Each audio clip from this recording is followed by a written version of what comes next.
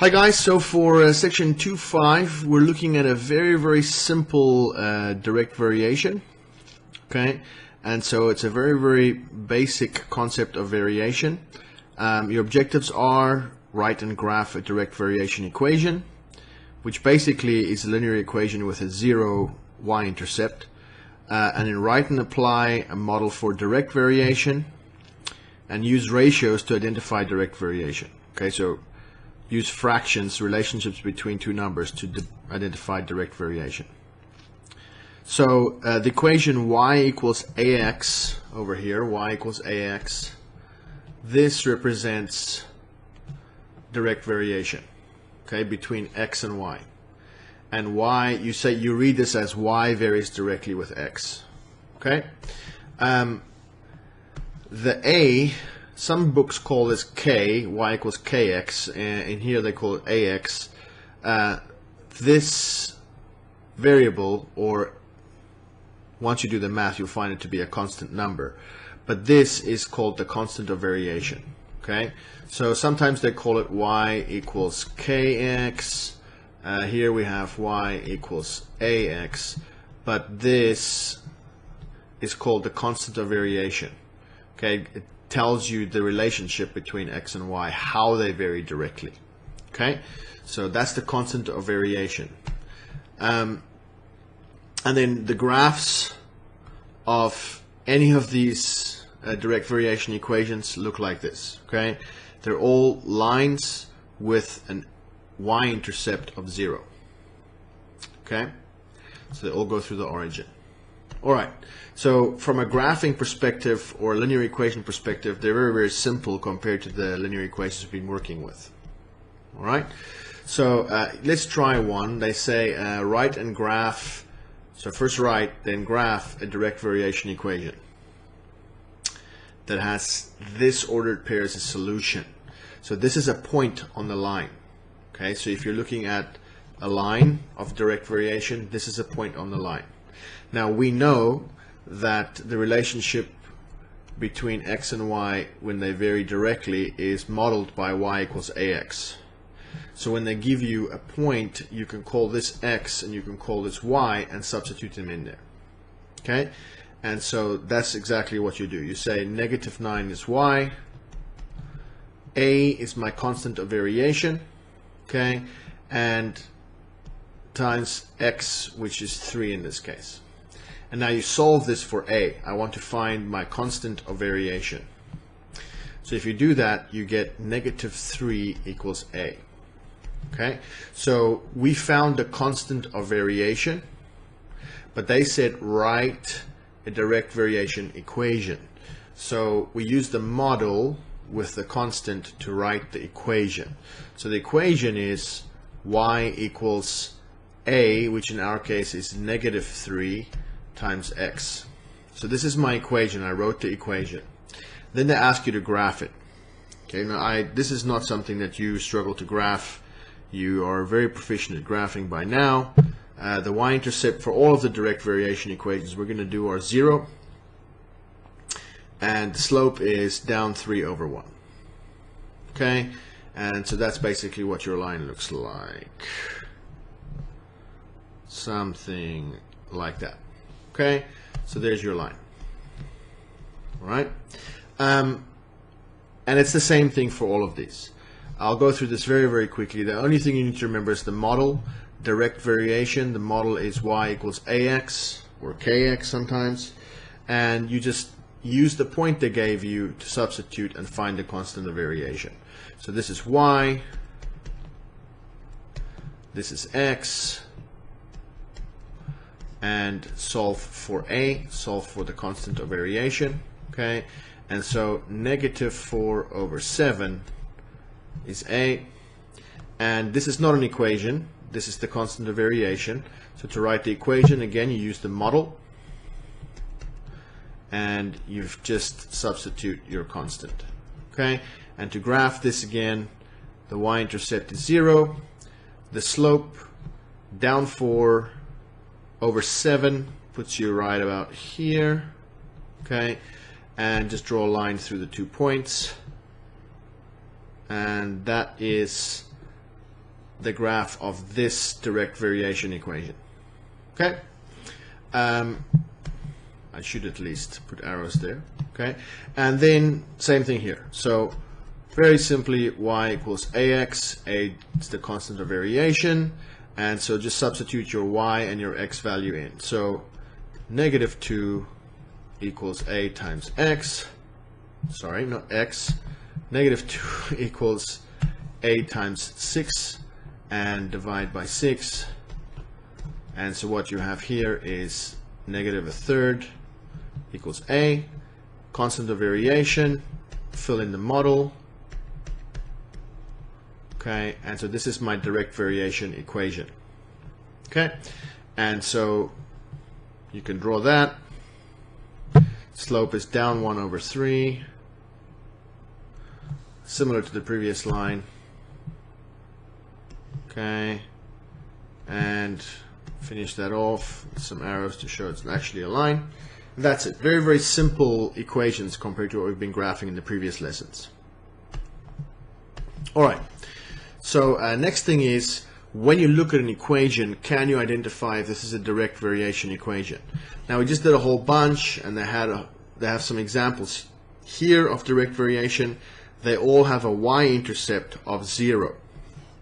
So when you look at an equation, you basically want to say, if it's in slope-intercept form, does it have a y-intercept that's 0? If it has a y-intercept that's 0, it represents direct variation. Okay, and so the answer to find out if an equation represents direct variation is put it in slope-intercept form. Okay, put it in slope-intercept form. And then, if it is direct variation, the constant of variation is the slope.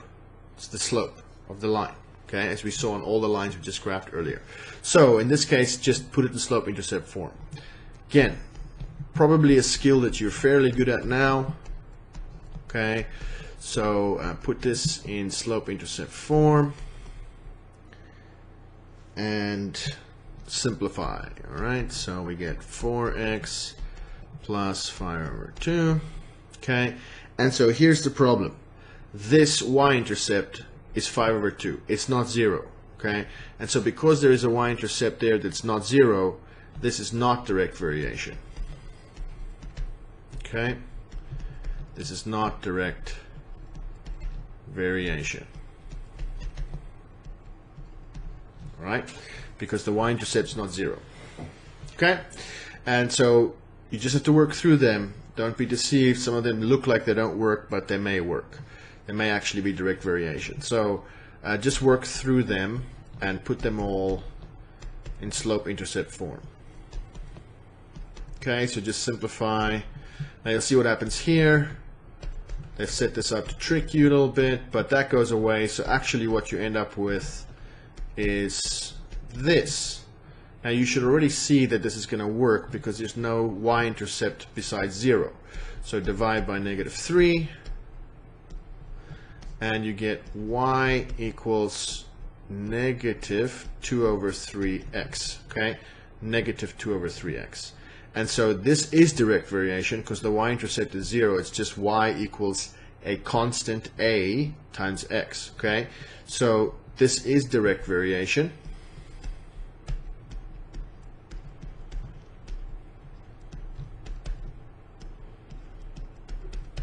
Okay, and the constant of variation here is the slope, -2/3. Okay, -2/3 based on the model y equals ax. Okay, and you can just keep doing that for all of these. I'm not going to go and do that. I trust you that you're good enough to do that by yourself. So basically, I'll just show you the answers. For this one, when you work through this, you get y equals x minus 13/4. And so again, the y-intercept here is this, so this is not direct variation. Okay, if you put this equation in slope-intercept form, this is not direct variation. This one, if you simplify it, put it in slope-intercept form, you find y equals 17/2x. So this is direct variation, and the constant of variation here again is the slope. So A, the constant of variation, is 17 over 2. All right. So I mean, that's basically what we're doing this whole lesson. This is that same simple principle. Work with the constant of variation. And now it's just some word problems, some different scenarios to see how that works. Okay.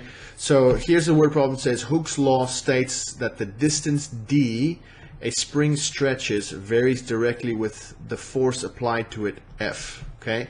So d varies directly with F.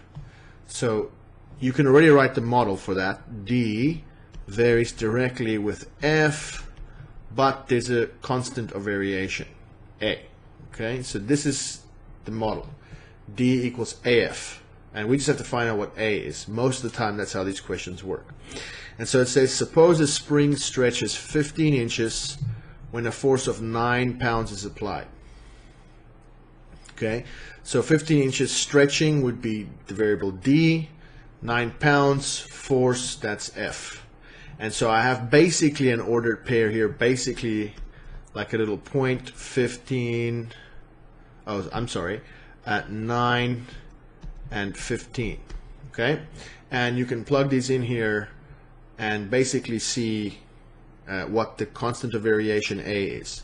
So in this case, D is 15, right, the distance, equals A times F, the force in this case is 9 pounds of force. And you can simplify that again, just like we've done for all other questions. And so your constant of variation is 15 over 9. Okay, that's my constant of variation. And so you can write an equation from that. They're asking write the equation. So D equals AF, but A here is 15 over 9 times F. Okay, so that's the equation. And then predict the distance the spring will stretch when the force of 6 pounds is applied when F is 6. So yeah, very basic. Okay, none of you are going to struggle with that question. So in this case, D, if you do that, is about 10 inches. So these models are useful. If you can actually find the model, then they become very useful. Okay. All right. So next thing is very similar. Again, you just have to figure out which one is the Y, which one is the X, which one is the input, which one is the output, and then it's not too bad from there. So this talks about hailstones. Hailstones form when strong updrafts support ice particles high in clouds, where water droplets freeze onto the particles. The diagram shows a hailstone at 2 different times during its formation. Okay, so this is basically 2 points, 2 ordered pairs that they're giving you, okay, 2 sets of data. Write an equation that gives the hailstone's diameter D in inches after T minutes if you assume diameter varies directly with time. Okay, so diameter varies directly with time, but there's a constant of variation, okay, A. And so again, they gave us some information here. They said when the time is 12 minutes, the diameter is 0.75 inches. So you can substitute that in here to find A, the constant of variation. So diameter is 0.75 inches, okay, equals A times 12, right? So if you simplify this one, you will find that the constant of variation is 0.063. I rounded mine up a little bit. It's actually 0.0625, but I just rounded it up to 0.063. Okay, that's the constant of variation. So if you write this function or this direct variation equation, you get 0.063 T using this model. Okay, and if they ask you a follow-up question, when T is 20, what's D? Now you have the model, so you can find that easily. So I won't do all that. I think you can handle that just fine. The answer is 1.26 inches. So when t is 20, this hailstone is growing. Okay? All right. This is a little bit different. So this is going the opposite way around. They give you a bunch of data points, and they say, find the constant, but you don't have an equation. Okay, now you can go through the work of finding an equation, but you don't have to do that. There's another way you can do this. And actually, if you have a data set, finding an equation would be very hard here because all the direct variation constants aren't exactly the same. They're very close, but not exactly the same. Okay, and so this is just another way of doing this in real-world data. It's not always as black and white as the two ratios are equals to a specific number perfectly. So this is just an example of that. All right, so it says here, because y equals ax, you can divide by x and get a equals y over x. So you can actually take y and divide it by x and come up with what is the constant of variation. But if you have a data set, you need to make sure that it's true for all the data points in the data set. So if you divide this one by this one, or b by t, or y by x, they all have to be the same for you to say, okay, this set of data models direct variation. Okay, the ratios, when you divide them, they all have to give you the same a, the same constant of variation. Okay, so this talks about great white sharks having triangular teeth. The table below gives the length of a side of a tooth and the body length for each of the 6 great white sharks. Tell whether the tooth length and body length are related. They show direct variation. So again, we just divide every single data point, okay? Every data point to create a ratio and see if the ratios are constant. All right? So if you do that, let's do that. Okay, so you get 215 divided by 1.8, and that's about 119. All right, that's the first one. Second one, just do the same thing. 290 divided by 2.4, and that's about 121. Okay, so not exactly the same, but fairly close. So let's keep going with that and see where it takes us. So 350 over 2.9. Okay, and that's approximately 121. And carry on, carry on, carry on. Okay, basically, if you do this, you come up with this ratio of 430 over 3.6 is 119. This one comes out to be 120. And this one comes out to be 120. Now, if you look at these ratios, okay, if you look at all these ratios, they're not exactly the same, but they're very, very close. And in a real world situation, this is fairly close enough for them to say, okay, it seems like there is a direct variation here. All right, so you can say, since all the ratios are about the ratio of b divided by t, which is what we've been doing, the ratio of b divided by t is about 120. Okay, now if you say 119, 121, okay, 120 is kind of the average of all of these. All right, so some are higher, some are a little bit lower, and 120 is kind of in the middle. So if you say that the ratio of b over t is 120, then 120 is your constant of variation. Okay, 120 is your a in this case. All right, so we just found that a is 120. So you can write your direct variation equation. Okay, and that would be actually not y in this case. Let me take that out. It would actually be, if you just multiply both sides by t, you'll get b is equals to 120t.